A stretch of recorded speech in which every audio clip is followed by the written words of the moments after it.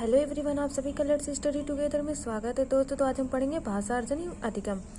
दोस्तों कल हमने पढ़ा था लैंग्वेज और आज भाषा अर्जन एवं अधिगम पढ़ेंगे। तो दोस्तों सबसे पहले जानते हैं भाषा अर्जन क्या होता है। भाषा अर्जन जो होता है वो हमारी मातृभाषा या क्षेत्रीय भाषा होती है।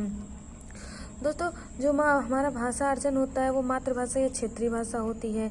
ये एक प्राकृतिक प्रक्रिया होती है और इसे हम अनुकरण यानी इमिटेट के मतलब नकल करके भी हम इस चीज़ को सीख सकते हैं। और इसमें परिवार, जैसे आपके परिवार में कोई भी भाषा बोली जा रही है तो आप उसको सीखने के लिए क्या आपको मतलब किसी नियम या व्याकरण की किसी चीज़ की ज़रूरत पड़ रही है? नहीं ना, क्योंकि आपके परिवार में वो सहज और स्वाभाविक या सरल भाषा भी हम उसको कह सकते हैं जिसको हम सीखते हैं। और ये हमारी क्या होती है, मातृभाषा होती है जिसे सीखने में हमें बिल्कुल भी मेहनत नहीं करनी पड़ती है।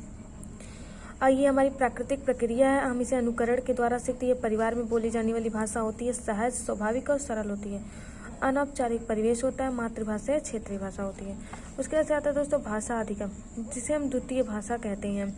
इसको सीखने के लिए क्या होता है, नियम और व्याकरण की ज़रूरत पड़ती है जिसे हम विद्यालय में सीखते हैं। और इसे जैसे प्रयास और जटिल अनौपचारिक शब्द। देखिए दोस्तों, आपको इंग्लिश नहीं आ रहा, आप इंग्लिश सीखने जा रहे हैं तो ये क्या हो गया, आपका सेकंड लैंग्वेज हो गई। और इसको सीखने के लिए आपको कुछ नियम और मतलब एफर्ट की ज़रूरत लग रही है, क्योंकि आप उस चीज़ को नहीं जानते तो आप उस चीज़ को सीखेंगे तो ज़्यादा से ज़्यादा आपको प्रयास करना पड़ेगा। उसके बाद आता था दोस्तों भाषा कौशल। भाषा कौशल क्या होता है, जो हम एक दूसरे के सामने अभिव्यक्त करते हैं, एक दूसरे की बातें सुनते हैं।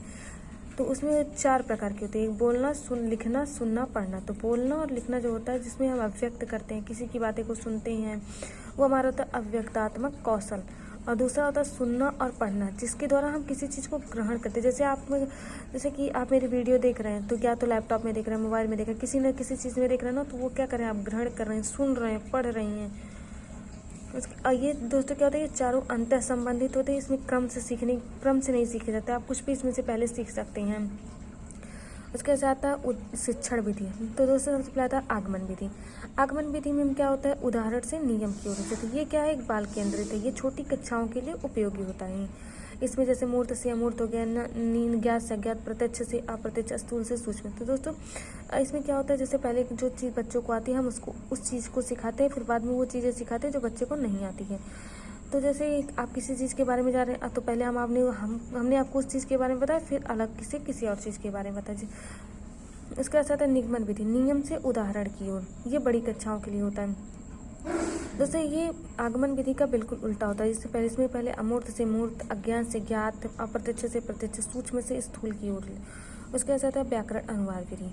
इस विधि में दूसरी भाषा का व्याकरण पहले पढ़ाया जाता है। जैसे संस्कृत या इंग्लिश सिखाते समय हम उसका व्याकरण और उसके नियम बताकर भाषा की शिक्षा प्रदान करते हैं।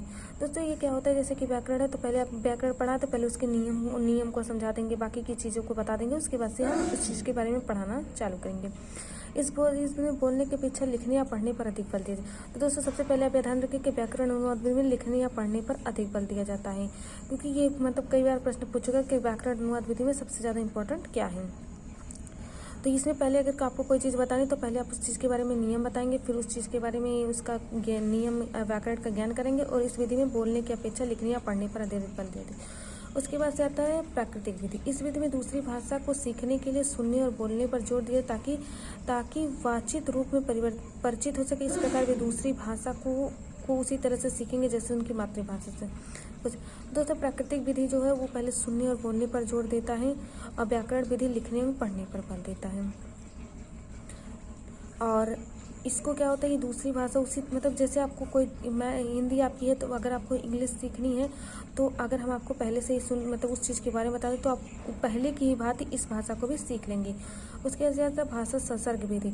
भाषा संसर्ग में रचनाओं के माध्यम से व्याकरण का ज्ञान दिया जाता है। तो दोस्तों ये भाषा संसर्ग में जैसे आप कहेंगे कि मतलब छोटे बच्चों को दे, लेकिन कैसे कहानी और नाटक या और चीज़ों के बारे में जानकारी देने के बाद। उसके साथ मस्तिष्क उद्वेलन विधि।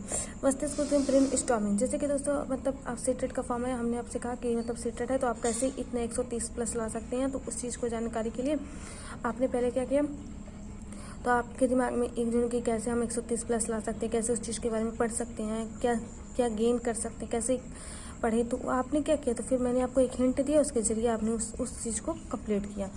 उसके से आता है प्रत्यक्ष विधि। प्रत्यक्ष विधि क्या होती है दोस्तों, वो होती है डायरेक्ट विधि। किसी चीज़ को हम डायरेक्ट सीखेंगे। जैसे कोई इंडिया का बच्चा है तो इंडिया में उसकी बात, तो वो चाइना जाना चाहता है तो चाइना की भाषा सीख, तो वो चाइना गया तो चाइना के 4 परिवारों के साथ उसने रहना सीखा। तो जब वो 4 लोगों के साथ रहना सीखेगा तो वहाँ 1 महीने 2 महीने में उस भाषा को डायरेक्ट ही सीख लेगा। तो आई होप दोस्तों आप सभी को भाषा अर्जन एवं अधिगम समझ में आया हो। Thank you for watching.